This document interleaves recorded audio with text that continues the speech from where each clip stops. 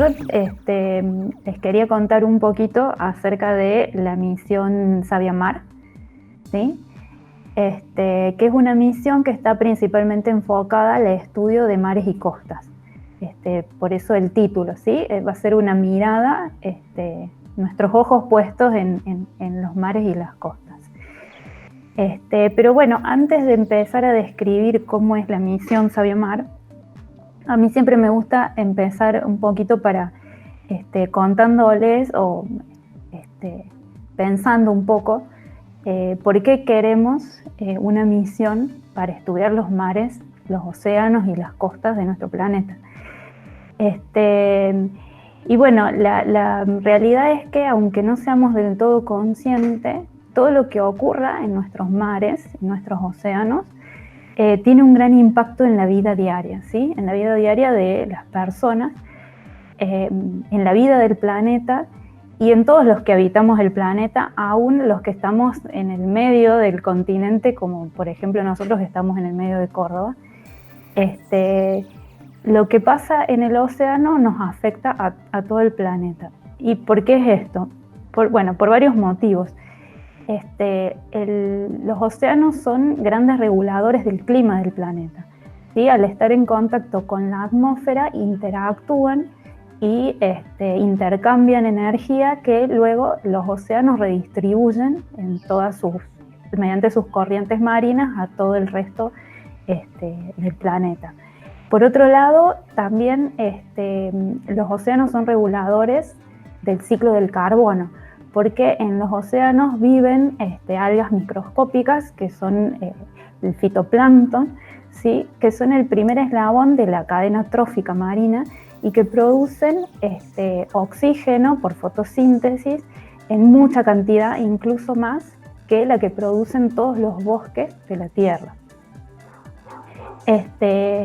Entonces, sumado a esto, todas las costas en general de los continentes están habitadas por poblaciones, ¿sí? Que se sustentan de la economía de lo que ocurre en los mares.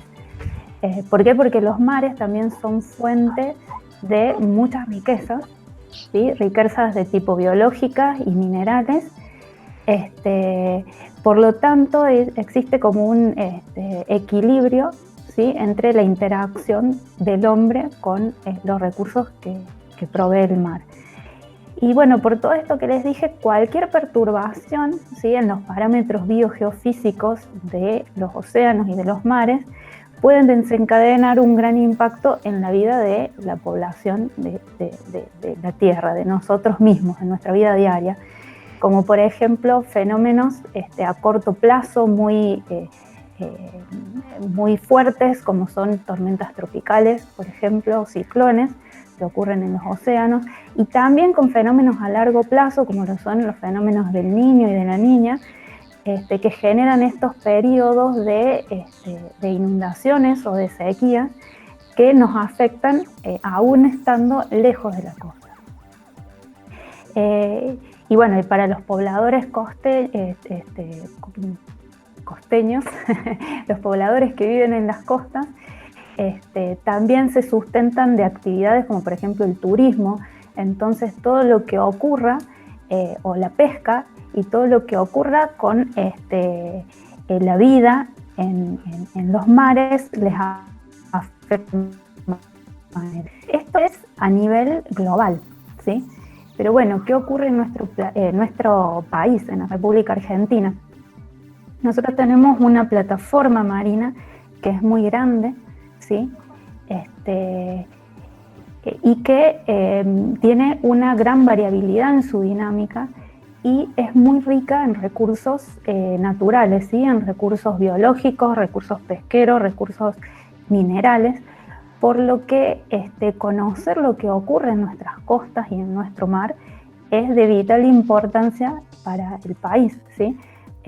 No solo desde el punto de vista económico, sino también desde el punto de vista de hacer un uso sustentable de los recursos.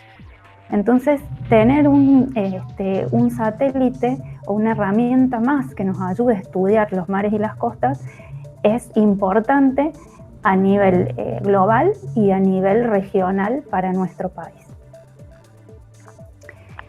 Entonces, en este sentido, la teleobservación espacial se ha convertido en una herramienta fundamental para monitorear el planeta, y esto a este público no les sorprende que yo les cuente esto, porque bueno, todos ustedes por acá han estudiado o están estudiando de alguna forma la teledetección. Pero fíjense que la visión sinóptica y la cobertura que nos ofrecen los satélites de teleobservación son muy importantes y son muy difíciles de equiparar con mediciones de campo. Y esto es particularmente crítico en lo que es el océano, ¿sí? Porque existen lugares que son de muy difícil acceso en los océanos y que sería logísticamente también muy difícil de medir en campo, ¿sí? Las mediciones in situ en el mar son de por sí más complicadas, por la logística y por los costos, ¿sí? Y también tengamos en cuenta de que los océanos cubren la mayor parte de nuestro planeta, cumplen el 70% de nuestro planeta, y que son sitios que han sido mucho menos explorados que los ambientes terrestres, precisamente por esta dificultad de la accesibilidad a los sitios in situ. Entonces, la teledetección espacial es una herramienta clave para estudiar este tipo de ecosistemas. Dentro de lo que es la teleobservación, en general, existe un área, en particular un tipo de observación que se llama teleobservación del color del mar, que se dedica precisamente a la medición en el rango del visible, por eso se llama color del mar, y que es una técnica que ha sido muy utilizada, ¿sí? Por naciones, sobre todo como la nuestra, que tienen una extensa línea de costa, porque es una tecnología relativamente sencilla, pero aún así muy útil para monitorear ciertas variables del mar y de las costas, como por ejemplo estimar la cantidad de fitoplancton, ¿sí? que está relacionada directamente con la productividad primaria de los océanos. ¿Cómo se determina la cantidad de fitoplancton? Si tenemos tiempo lo vamos a ver enseguida, pero lo que hacen este tipo de cámaras que funcionan en el visible es determinar a través de la reflexión de la superficie del mar qué componentes tiene el agua en ese momento, en ese lugar que estoy observando. Entonces lo que se determina es la concentración de clorofila A, que es un estimador de la cantidad de fitoplancton, porque es el pigmento más común de las algas de los océanos, y esto se relaciona directamente con la presencia de algas. Bien, estas técnicas han sido muy útiles para la continuidad de series temporales de varias variables que son muy útiles en el estudio, por ejemplo, del cambio climático, que permiten determinar tendencias globales en ciertos parámetros que la comunidad científica utiliza para estudiar típicamente, y también nos ayuda, por ejemplo, a establecer zonas de protección marina o zonas de pescas. O sea, nos permite un buen manejo de los recursos pesqueros. Entonces, bueno, dicho esto, les quiero contar un poquito de qué se trata la misión SabiaMar. SabiaMar es una misión de color del mar que está desarrollando la CONAE en este momento en el contexto del Plan Nacional Espacial, y que está pensada originalmente como una constelación de dos satélites, SabiaMar 1 y SabiaMar 2, de los cuales actualmente estamos desarrollando en CONAE el primero de ellos, que es el SabiaMar 1.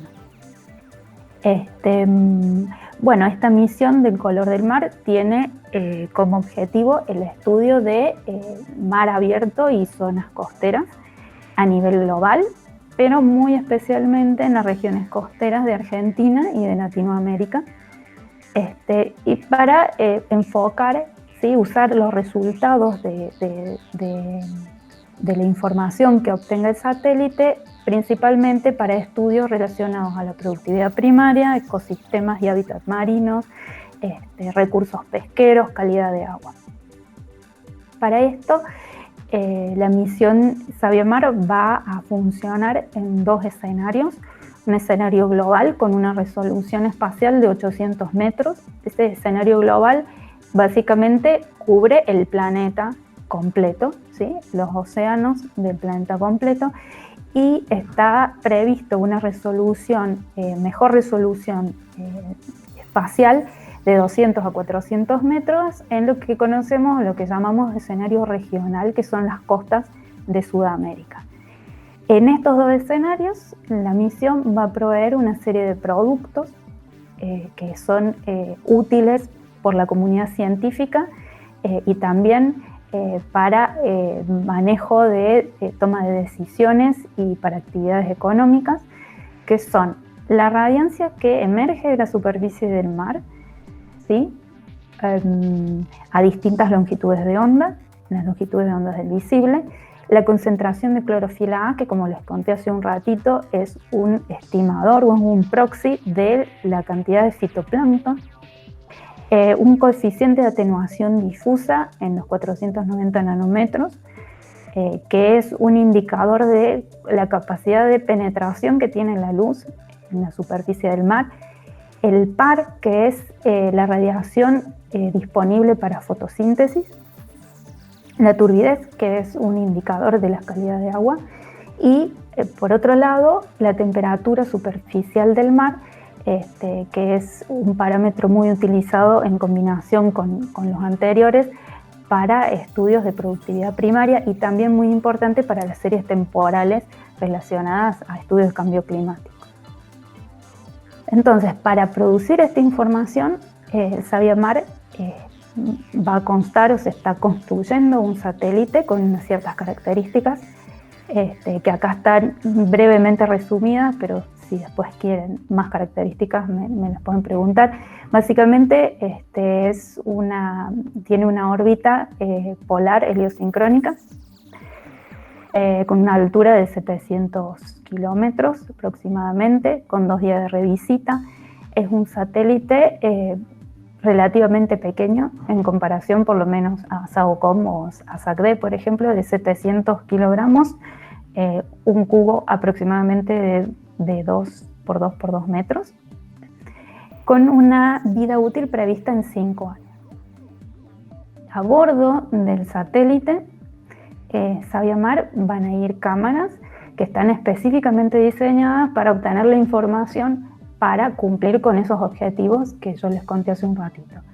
Las cámaras principales que va a llevar SabioMar son una cámara en el visible y en el infrarrojo cercano, la cámara VISNIR, otra cámara en el infrarrojo cercano y el infrarrojo de onda corta, la cámara NIRS-SUIR, una cámara térmica para medir la temperatura superficial del mar, que se llama TIR, y adicionalmente la carga útil del satélite comprende una cámara de alta sensibilidad que tiene como utilidad principal el estudio de luces nocturnas, que es particularmente útil, por ejemplo, para estudiar pescas de barcos poteros, los barcos estos que pescan calamares de noche y que tienen esos grandes lámparas que iluminan el mar. Esto se puede detectar con esta cámara de alta sensibilidad. Aparte va a ir un sistema de colección de datos que se llama DCS, que se conecta con estaciones que están puestas en tierra para adquirir distintos tipos de información, que pueden ser estaciones meteorológicas, por ejemplo. Y aparte va a haber un dosímetro de radiación que se llama LIULIN, provisto por una universidad italiana. Bien, las bandas espectrales abarcan las cámaras principales, que son las de color del mar, tiene 16 bandas espectrales que están distribuidas entre los 412 y los 1610 nanómetros. más 2 bandas de la cámara infrarroja para medir temperatura. Bueno, la información que obtenga el satélite se va a estar adquiriendo tierra desde estaciones terrenas de la CONAE, la estación de Córdoba y la estación de Tolwyn, en principio, aunque se puede ampliar la red de recepción de antenas con convenios con otros países.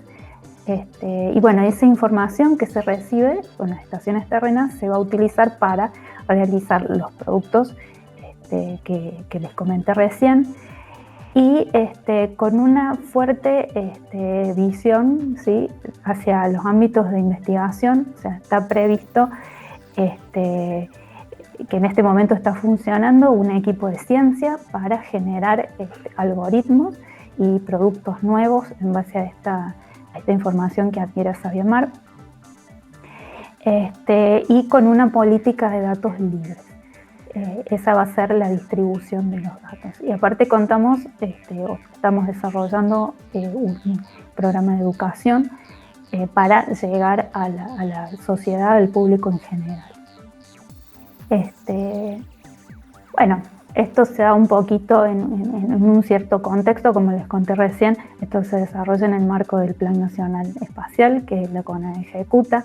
Aparte, es una continuidad, de alguna forma, de otras misiones de CONAE, como lo fue la misión Satélite Aquarius, que estuvo enfocada a estudiar océanos, en particular en ese momento la salinidad de los océanos, pero tiene una continuidad de estudios oceánicos. También está en consonancia con varios de los objetivos de desarrollo sostenible que plantea la ONU, y con la Iniciativa Nacional Pampa Azul, con la cual va a funcionar de alguna forma sinérgica, porque este satélite genera información complementaria muy importante para las observaciones de campo, las campañas oceanográficas que se realizan en nuestro país. Y también constituye un aporte importante a la comunidad científica internacional, aportando una continuidad de las series de datos, de las series temporales de ciertas variables que la comunidad científica mantiene en el tiempo para poder hacer estudios de largo plazo. Entonces, es importante para este tipo de estudios que no haya gaps de datos entre, por ejemplo, una misión y otra. Entonces se intenta mantener ciertas características y la medición de ciertas variables para poder continuar con estas series temporales. Por ejemplo, la de clorofila A o la de temperatura superficial. Bueno, ya que estamos en este ámbito, tal vez esto ustedes ya lo sepan, no sea algo novedoso, pero me gustaría comentarlo brevemente. Es cómo obtenemos la información de la superficie mediante estos sensores que están montados a 700 kilómetros de altura, en el caso de Sabiamar, de la superficie del planeta. Entonces, bueno, como ustedes saben, la radiación electromagnética, que en este caso proviene del Sol, se llega a la Tierra, se va reflejando y va teniendo interacción con los distintos componentes que se va encontrando en su camino. Por un lado, la atmósfera, y parte de la radiación llega a la superficie del mar, que es lo que nosotros estamos interesados en medir, y una vez que llega ahí, parte de la energía se refleja hacia la misma atmósfera, otra parte se transmite, otra parte se absorbe. Entonces, en esta interacción que ocurre entre la radiación y la superficie que estoy queriendo medir, es donde uno obtiene la información, ¿sí?, de la superficie que estoy queriendo medir. En el caso de Sabiamar, todas las variables que tengan que ver con el color del mar. Bien, entonces los algoritmos que se usan para obtener estas magnitudes del color del mar, que son biogeofísicas, ¿sí? Se basa en que la radiancia que se refleja en la superficie del agua, en la región del óptico, del espectro electromagnético, cambia de acuerdo a su composición, ¿sí? O sea, de acuerdo a qué cantidad de componentes orgánicos o de fitoplancton o de sedimentos tenga el agua, va a ser diferente la respuesta espectral que uno va a ver desde el sensor. Pero existe un factor muy importante en este tipo de sensores ópticos, que es la atmósfera, ¿sí? La atmósfera interactúa mucho con la radiación en este rango del espectro electromagnético y contribuye mucho en la información que uno ve en el tope de la atmósfera a la altura del satélite.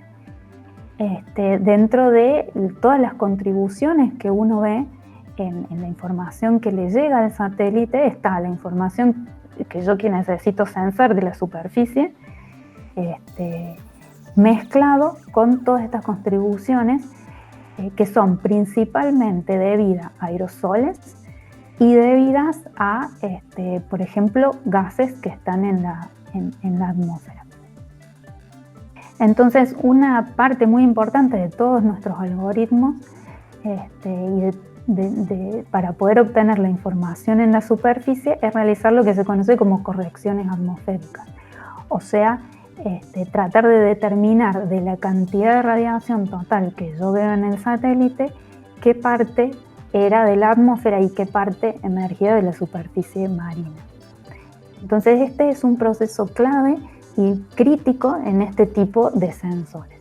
Y sobre todo porque muchas veces las propiedades atmosféricas no son estables, especialmente cuando hablamos de aerosoles, ¿sí? Los aerosoles son una de las componentes más difíciles de determinar debido a su variabilidad. Y bueno, un ejemplo de una de las variables que vamos a determinar muy brevemente es, bueno, una vez que nosotros logramos discernir de toda la radiación que veo en el sensor, qué parte es de las componentes atmosféricas y qué parte es de la superficie, ¿cómo hago para determinar las otras variables? Por ejemplo, la concentración de clorofila A. Y en este caso, los algoritmos que se usan, que se han desarrollado para determinar esto, se basan en un hecho bastante intuitivo, y que es el hecho de que el agua pura refleja radiación electromagnética más cantidad en la región del azul que en la del verde. Y a medida de que el agua contiene más cantidad de fitoplancton, ¿sí?, se va a ver más verde, entonces va a estar reflejando más radiación en el verde que en el azul, a diferencia del agua pura. Entonces, de esta forma, analizando la firma espectral, ¿sí?, del agua, es que puedo establecer algoritmos que me dicen qué cantidad de clorofila A había en ese momento en que el satélite estaba mirando ese lugar del océano. Bien, en cuanto a los productos que va a generar la misión, los principales usuarios que prevemos para estos productos son bueno, los que les estuve comentando recién, la Comunidad Científica Internacional de Estudios de Color del Mar, como así también instituciones públicas, universidades, el sistema educativo, y también sectores relacionados a la toma de decisiones y a sectores productivos. Lo que prevemos para la información que genere Sabiamar es un acceso abierto a los datos mediante la web de CONADE, y se va a acceder a esta información en distintos niveles de procesamiento de productos, que son, probablemente ustedes ya sepan algo de esto, pero los datos de origen satelital se proveen en distintos niveles de procesamiento de acuerdo al grado de valor agregado que va teniendo la información. Entonces se prevé distribuir los niveles L1, que es un producto más crudo pero calibrado, los productos de nivel 2, que son los productos de ciencia, que son las variables biogeofísicas, la concentración de clorofila A, la radiación que emerge del océano, y los productos de nivel 3, que ya son promedios espaciales o temporales de los mismos productos de nivel 2. Y también prevemos tener formatos de datos compatibles con las misiones satelitales actuales y que sean accesibles mediante el uso de software libre, principalmente. Bien, ¿qué aplicaciones tiene toda esta información? Muchas, solo para mencionarles algunas. Por ejemplo, la vigilancia en el mar a través de la detección de luces nocturnas con nuestra cámara de alta sensibilidad que les comenté hace un ratito, con los cuales es posible detectar la pesca nocturna de estos barcos poteros. Yo ahí les estoy mostrando en las dos imágenes de abajo algunos ejemplos de luces nocturnas generadas con unas cámaras similares y un mapa de distribución de barcos poteros que genera el INIDEP, por ejemplo. También se prevé soportes para la acuicultura mediante la determinación, por ejemplo, la detección de blooms de algas nocivas, aplicaciones en salud mediante el monitoreo de calidad de agua, costeras e internas, ya que si bien no es el principal objetivo, sí también se prevén el monitoreo de aguas interiores, al menos en la región sudamericana. También para soporte de actividades pesqueras, mediante la generación de modelos de productividad primaria, haciendo uso de variables como lo son la clorofila A, la temperatura superficial, el PAR también. Aplicaciones en cambio climático, debido al soporte y la continuidad de estas series temporales que les decía recién, y bueno, lo que les acabo de mencionar, que están previstas algunos aportes de aplicaciones en tierra. Bien, y esto era simplemente para comentarles en qué punto de desarrollo estamos en este momento. La misión, a medida que se va desarrollando, pasa una serie de etapas o de revisiones en las cuales se va chequeando de alguna forma lo que se está haciendo y cuáles son las etapas posteriores.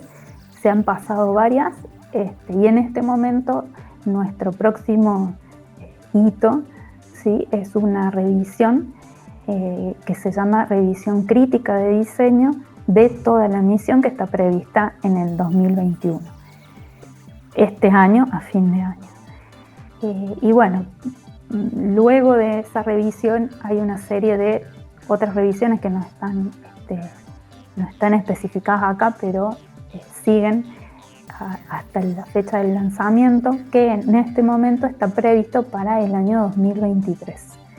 Esa es la fecha que estamos manejando actualmente.